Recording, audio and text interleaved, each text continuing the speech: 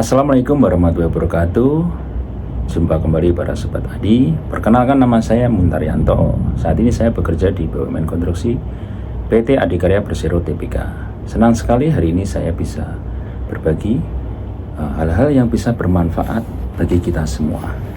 Topik kali ini atau hal yang hari ini kita bahas adalah tentang manajemen layanan di perusahaan Adikarya terkait dengan aspek lingkungan, di mana kita ketahui bahwa Adi sebagai entitas BUMN memiliki tanggung jawab kepedulian dalam layanan aspek lingkungan dalam semua kegiatan operasional PT Adikarya.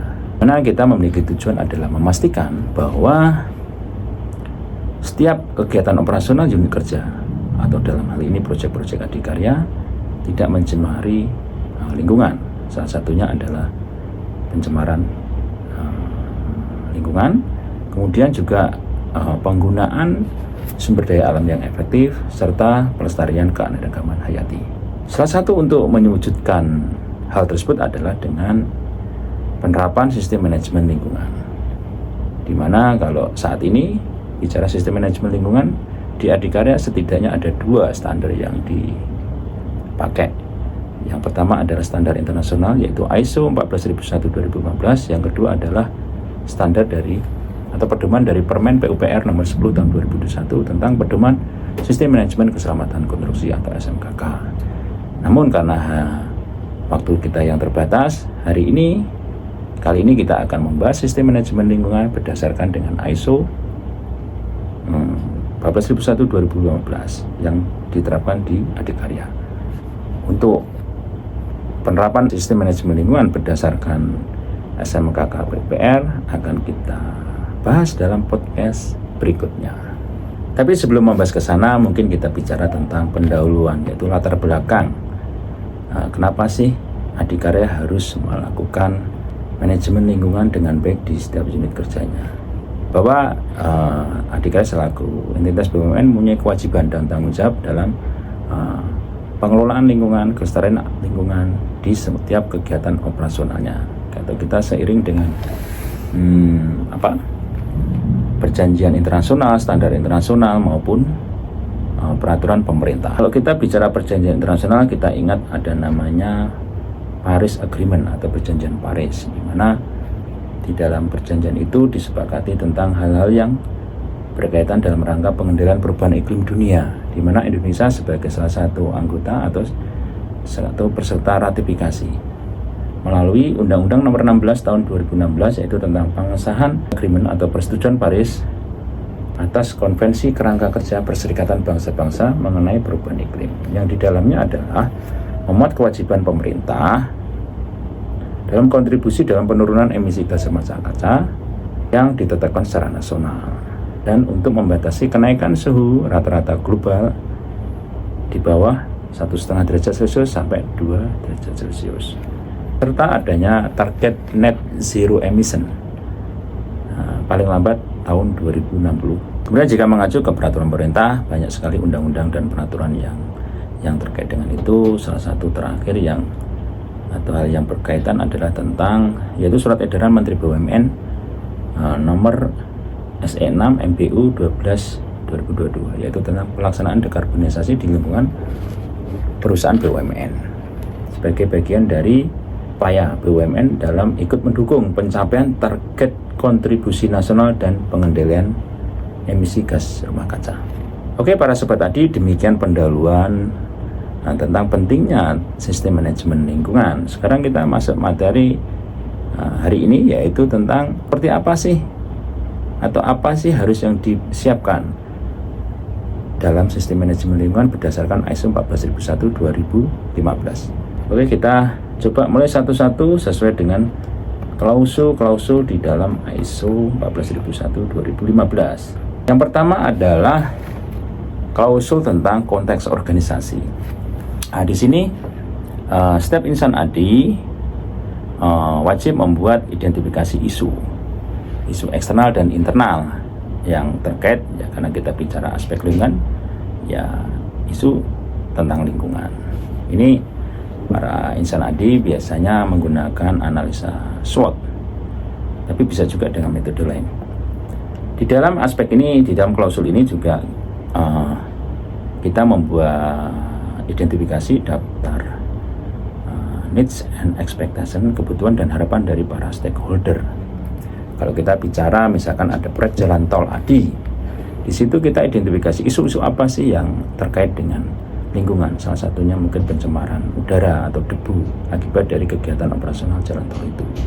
Berarti mungkin di dalam kebutuhan atau harapan dari masyarakat misalkan tidak terjadinya pencemaran debu di area tersebut yang diakibatkan oleh kegiatan operasional proyek jalan tol ADI. Itu misalkan contoh hal-hal yang bisa dibuat dalam sistem manajemen lingkungan dalam aspek konteks organisasi. Kemudian di kepemimpinan, leadership kepemimpinan. Di sini menjadi aspek penting karena inilah menjadi pelopor. Di sini ini kepemimpinan di top manajemen ADI, dalam hal ini adalah direktur utama ADI.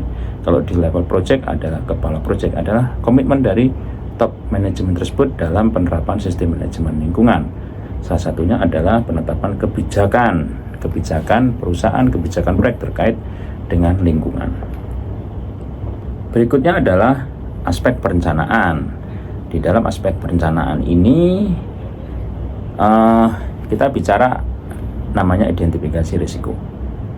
Jadi identifikasi risiko terkait dengan lingkungan atau terkait dengan dampak lingkungan. Kalau di Adikarya ada istilah namanya IADL, identifikasi analisa dampak lingkungan, di mana di situ ada kolom-kolom yang berisi tentang jenis kegiatan, kemudian dampak lingkungan apa yang ditimbulkan, kemudian tingkat risikonya, atau tingkat risikonya ini bisa rendah, sedang, atau tinggi, di mana tingkat risiko itu adalah perkalian antara tingkat kemungkinan dan tingkat keparahan. Kemudian dilanjutkan dengan langkah-langkah tindak lanjut atau langkah-langkah mitigasi yang tingkat risiko yang sedang atau tinggi, wajib dilakukan program-program lingkungan untuk langkah mitigasi tersebut.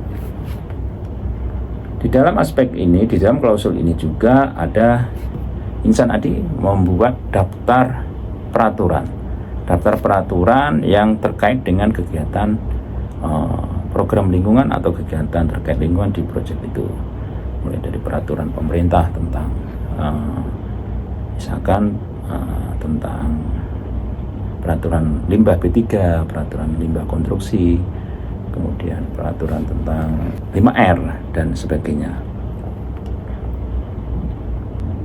Di sini juga bicara tentang sasaran dan target. Sasaran dan target korporasi maupun sasaran dan target dari proyek itu terkait lingkungan. Misalkan tidak terjadinya pencemaran lingkungan, kemudian pencapaian 5R yang baik atau dengan skor tertentu, itu akan dimasukkan di dalam sasaran dan target proyek terkait lingkungan.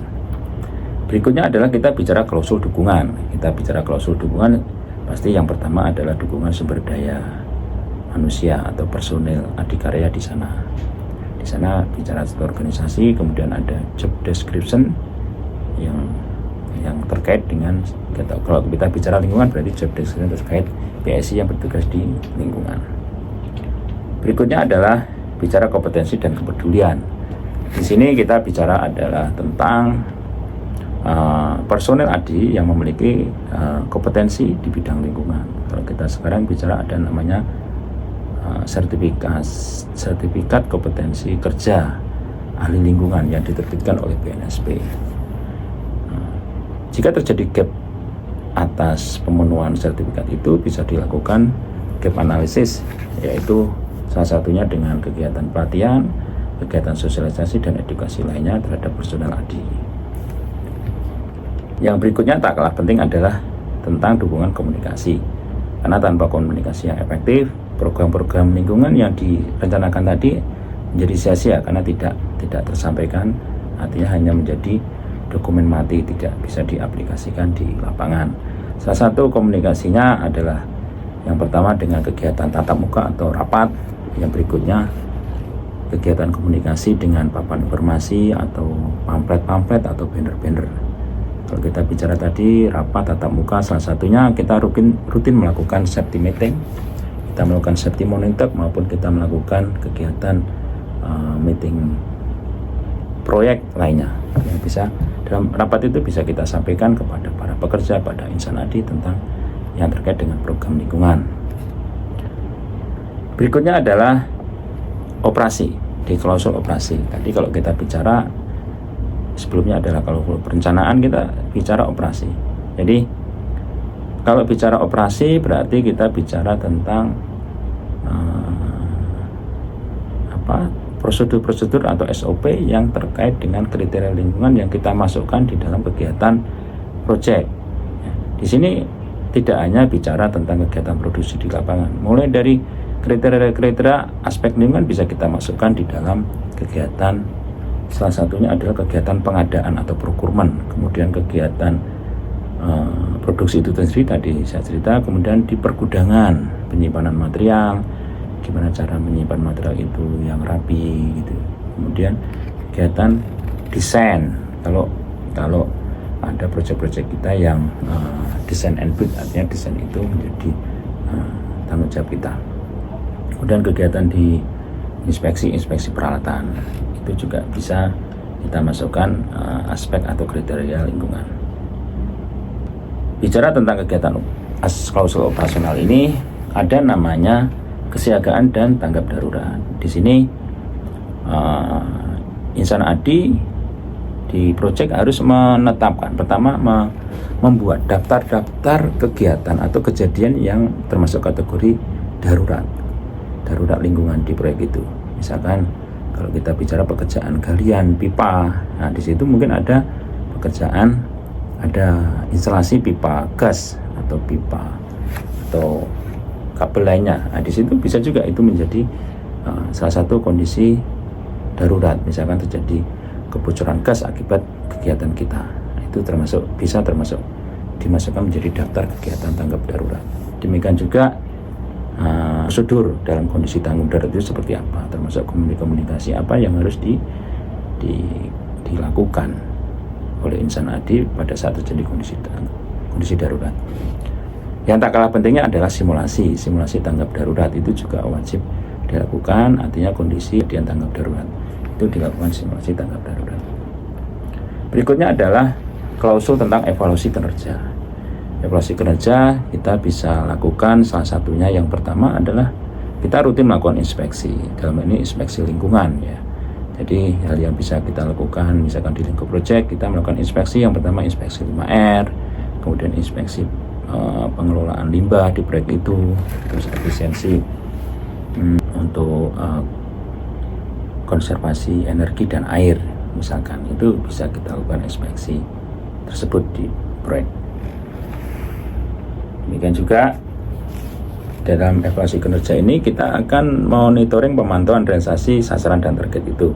Kalau di ADI Karya biasanya yang paling mudah adalah dengan monitoring pencapaian realisasi KPI dari proyek masing-masing. Kemudian juga kita ada aplikasi, di situ ada laporan-laporan yang terkait dengan aspek lingkungan juga sudah kita buat termasuk juga laporan tentang emisi-emisi yang dikeluarkan oleh proyek tersebut. Berikutnya adalah masih di klausul evaluasi kinerja adalah tentang audit internal. Di dalam audit internal ini dilakukan audit yang untuk memastikan penerapan sistem manajemen lingkungan di unit kerja atau proyek itu berjalan dengan baik, di mana di situ nanti akan ditemukan atau dibuat catatan atau ketidaksesuaian dari penerapan sistem manajemen lingkungan berdasarkan ISO 14001/2015. Berikutnya masih di klausul evaluasi kinerja adanya tinjauan manajemen. Tinjauan manajemen ini salah satunya yang bisa kita lakukan adalah rapat tinjauan manajemen di proyek yang rutin biasanya dilakukan oleh tiap minggu proyek ya, dimana salah satunya ada pembahasan tentang aspek lingkungan di sana. Kemudian kalau di level korporasi ada namanya MWT, Management Walkthrough. Ini biasa dilakukan oleh direksi ADI bersama manajemen di bawahnya, berkunjung ke proyek untuk memastikan penerapan sistem manajemen proyek termasuk diantaranya adalah sistem manajemen lingkungan di unit kerja atau proyek. Yang terakhir adalah klausul tentang perbaikan. Nah, di sini lanjutan dari tadi inspeksi dan audit, hasil-hasil temuannya hendaknya dilakukan tindakan-tindakan perbaikan, kemudian dilakukan continual improvement sehingga perbaikan berkelanjutan sehingga tidak terjadi berulang ketidaksesuaian itu. Jadi demikian para sobat Adi, saya jelaskan secara singkat tentang konsep penerapan sistem manajemen lingkungan berdasarkan ISO 14000/2015 yang diterapkan di Adikarya. Mungkin sebelum saya tutup, saya coba sharing beberapa kegiatan program lingkungan Adi yang sebagai salah satu pemenuhan sistem manajemen lingkungan tersebut. Ini tidak detail saya sampaikan, tapi ini sudah kami lakukan di Adikarya. Yang pertama adalah satu pengelolaan limbah. Ya, di mana di Adikarya saat ini untuk pengelolaan limbah konstruksi menjadi fokus dalam hal pengelolaannya, mulai dari fasilitas penyimpanan sampah sampai kerjasama dengan pihak ketiga. Kemudian di IKN kita juga salah satu pionir, kita pionir dalam hal penerapan pengelolaan limbah konstruksi maupun limbah domestik, dan kita juga memiliki unit kerja yang membidangi tersebut. Ya, salah satunya kita ada estate management yang salah satunya bicara tentang pengelolaan limbah di IKN, dan beberapa kegiatan bisnis pengelolaan limbah kita di tempat lain. Berikutnya adalah kegiatan program pengurangan emisi. Nah, di sini kalau kita bicara proyek, salah satunya adalah kita melakukan program-program pengurangan emisi, misalkan di alat berat, karena memang secara emisi yang paling besar mungkin saat ini kami di alat berat. Salah satunya pembelian alat berat dengan kondisi yang baik, kemudian umur alat yang masih muda, sehingga diharapkan emisi-emisi yang timbul menjadi bisa diminimalkan. Berikutnya adalah program peningkatan serapan karbon. Nah, saat ini salah satu program peningkatan serapan karbon yang sudah dilakukan Adikarya adalah dengan program rehabilitasi atau penanaman mangrove di daerah Karawang, Jawa Barat. Saat ini Adikarya sudah menanam 25 hektar mangrove di daerah sana. Dari program rencana total 525 hektar 3 tahun ke depan. Ini diharapkan dengan adanya program ini nilai serapan karbon itu yang dihasilkan dari program ini bisa membalans emisi-emisi gas rumah kaca yang dikeluarkan dari aktivitas operasional Adikarya. Berikutnya adalah pemakaian material ramah lingkungan. Di Adikarya sudah mempunyai produk, yaitu produk ramah lingkungan, yaitu bangunan sistem modular. Ya, kalau kita diberi nama Mopok, ya, Mopok ini artinya bisa bongkar pasang. Ini sudah kita terapkan di hampir semua kantor proyek Adikarya, dan kalau kita di IKN ada beberapa bangunan dari milik pemerintah yang sudah menggunakan sistem Mopok Adikarya. Dan juga Adikarya mempunyai anak usaha yang bergerak di bidang produksi beton. Salah satunya produksi betonnya itu sudah mempunyai sertifikat eco-label dari pihak yang berwenang. Berikutnya adalah kita melakukan program atau metode pelaksanaan yang ramah lingkungan. Yang paling mudah adalah misalkan di konstruksi beton kita lebih mengedepankan metode precast daripada metode konvensional, karena diharapkan dengan metode precast ini kita bisa mereduksi terjadinya limbah, kemudian juga pemakaian sumber daya alam terutama kayu bisa lebih diminimalkan. Dan tak kalah penting adalah yang tadi itu program pelatihan dan sosialisasi, di mana di Adikarya rutin melakukan pelatihan dan sosialisasi terkait program lingkungan kepada insan-insan Adi, baik itu di unit kerja maupun di proyek-proyek. Sehingga diharapkan dengan pelatihan dan sosialisasi ini bisa meningkatkan pengetahuan dan kepedulian tentang semua insan Adi tentang pentingnya kelestarian alam dan pentingnya penerapan sistem manajemen lingkungan. Demikian sharing dan berbagi informasi dari saya terkait hari ini, yaitu tentang manajemen layanan dari aspek lingkungan yang sudah dilakukan di PT Adikarya. Semoga bisa menambah wawasan, kemudian meningkatkan kepedulian tentang pentingnya kelestarian alam dan penerapan sistem manajemen lingkungan di organisasi. Saya ucapkan terima kasih atas perhatian para insan, para sobat Adi. Saya mohon maaf atas dalam cara penyampaian maupun dalam materi yang saya sampaikan masih ada kekurangan. Nanti bisa dikoreksi atau diskusikan di kolom komentar. Terima kasih, saya akhiri. Wassalamualaikum warahmatullahi wabarakatuh.